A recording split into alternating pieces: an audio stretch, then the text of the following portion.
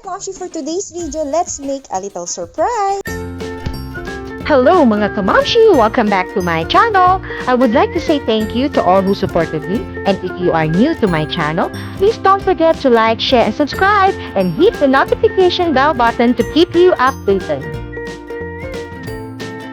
At ito na nga, nakakatuwa pala yung ganito. Actually kasi birthday ng aking pamangkin, 18th birthday niya. Meron kaming a little program and surprise. Though intimate celebration lang yun kasi kami-kami lang din naman.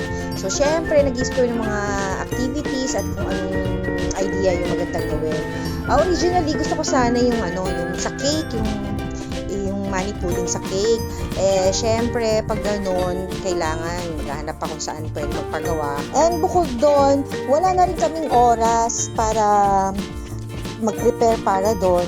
Kaya, nag-browse ako at ito yung nakita ko sa Orange app.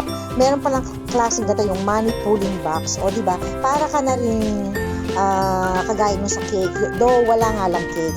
And then, hindi rin naman kasi kami mag-cake ng malaki dahil ilan lang din kami. So, madali lang naman din siyang gawin. Ayan, ipapasok mo lang isa-isa yung pera dun sa lalagyan, sa plastic. At may kasama na din kasi siyang plastic. Tapos, i-assemble mo lang siya. Napaka-simple lang at napaka-dali lang din gawin. At tignan nyo naman, diba? Natapos din naman agad. And nakakatuwa din pala maggawa ng ganito. So, ayun. Ito, nabili ko to sa Orange app. Itong mismong money pudding box surprise ng I think 69 pesos lang. Syempre, pero hindi kasama yung laman. Kayo na yung maglalagay ng laman. Tapos may kasama na rin siyang plastic na lalagyan ng pera. And ayun, kayo na yung mag-a-assemble. Ito, syempre, mas madali ito gawin kaysa o-order ka pa ng cake. Tapos, syempre, it takes times talaga. Times, may S talaga.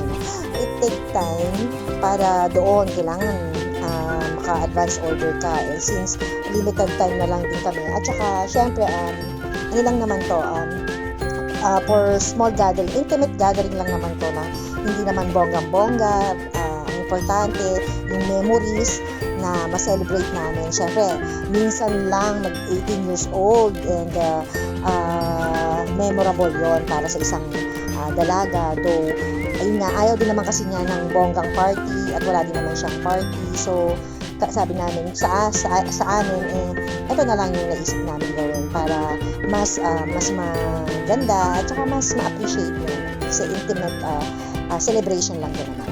So, ayan, pag nalagay mo na lahat yung gusto mong amount or basta depende sa inyo kung anong amount yung ilalagay nyo, no? Iikot-ikot mo lang siya ng ganyan. Iro-roll mo lang siyang paganyan hanggang sa ubos mo yung nilagyan mo ng na plastic. So ito yung plastic nito, may kasama na siyang plastic na 30 pieces. Pero since 18 years old siya, so 18 plastic lang yung nagamit namin. So ayan, ganyan lang siya iro-roll mo para ipapasok mo na doon sa box. Yan, napaka-easy lang din i-assemble. Yan, naka-flat yan tapos ikaw na mag-a-assemble. Tingnan mo, mali pa yung pagkakagawa ko. Ayan, though madali lang din naman yan. Wait, lumubog pa talaga no? Yan, nakakaliw. Tapos iba-ibang design din pala to ha. Iba-ibang klase din ng design tong box na to. Mamimili ka lang din doon sa kanila. Hindi ko alam kung ilang klaseng design pero marami-rami din yon. So, syempre, ito yung pinili ko para pink, para cute. Diba? 18 years old. 18th birthday, 18 years old. So, ayun lang. Pasok mo lang siyang ganyan. Pero may mali dito sa ginawa ko. Diba? Mali talaga yung ginawa ko na yan. Pinagpipilitan ko pa yan na ipagkasya na ang tagal bago ang tagal bago nag-sink in sa isip ko na bakit ba pinagpipilitan ko ipasok hindi na nga kasya. Kaya ayan, kaso nga napagdikit ko na yung magkabilaang side. So dapat pala mauuna, ayan, ganyan, panoorin nyo. Sa akin kasi inilagay ko na agad yung pinakadulo. So dapat i-shoot mo muna yung pera tapos bago mo ilalagay itong dulo ayan, ganyan, puro ganyan. Puro ganyan ako. So ganyan lang siya, ganyan na naman Napakadali lang niya ding i-assemble. Di ba? So easy, nakakatawa. At least, 'di ba? Maiba naman sa nakagawian na nasa cake. So eto, ayan naman. Pero yun nga lang syempre, pagka ganito yung ibinigay mo, expected na may hihilain.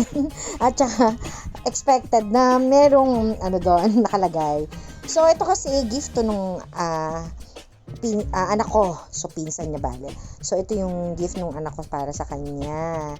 Ayan. So ako lang yung tagagawa. Ako lang lahat naggawa-gawa nung mga gagamitin namin para sa celebration niya. So piniprepare ko to a night before ng event namin. O yan, medyo nahihirapan pa akong ipasok. Pero naka-roll na yan dun sa loob. And ito, hindi nga lang siya tumatayo din. Ayan o. Hindi tumatayo yung medyo nakahiga.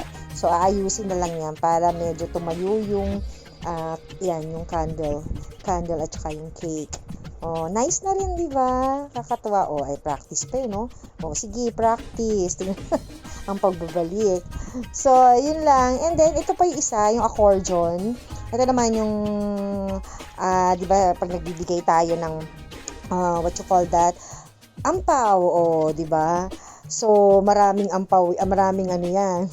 Sobre, accordion ang tawag. So, natuwa ako dito kasi yung nakalagay niya na, Forever 18. O, diba? Ito yung harapan.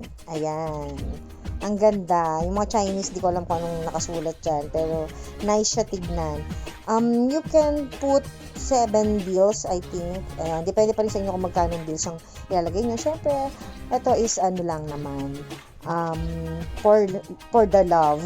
So, kaya, yan lang ang nakayanan. And ito yung aking magandang pamangkin. So nag-iisang pamangkin ko 'yan sa side namin, sa C family. Oh, di ba? Mukhang masaya naman. Oh, mukhang masaya naman. So, ayan yung itsura niya. Ayan. Oh, di ba kakulay din ng box ang kanyang outfit. Pink. At ang hinihila red. Red, ayan. O, di ba? Masaya din naman siya. So, 30 yung ano yan, plastic, pero depende sa inyo kung ilan yung pwede nyo ilagay. So, ayan, 18 lang yung ginamit namin. Kaya may natira pa. May pwede pang paggamitan nung plastic na naiwan. So, ayan siya. O, di ba? Ang ganda ng pamangkin ko. Kakatuwa. So, ito naman yung regalo kasi ito ng aking ate naman. Yung nasa accordion na angpaw. So, ganyan naman siya. Not the usual angpaw na isang sobre lang. So, ito naman ay pag hinila mong ganyan, oh, di ba? Ang cute. So, nakakatawa. Kaya, ayan, hinanap ko talaga yan. Nag-isa-isa ako ano yung pwedeng gawin na simple lang. Pero, memorable. Ayan. Sobrang saya naman nung araw na to. And maraming salamat sa panonood ulit. May next video pa to. Yun lang. Bye! See you again!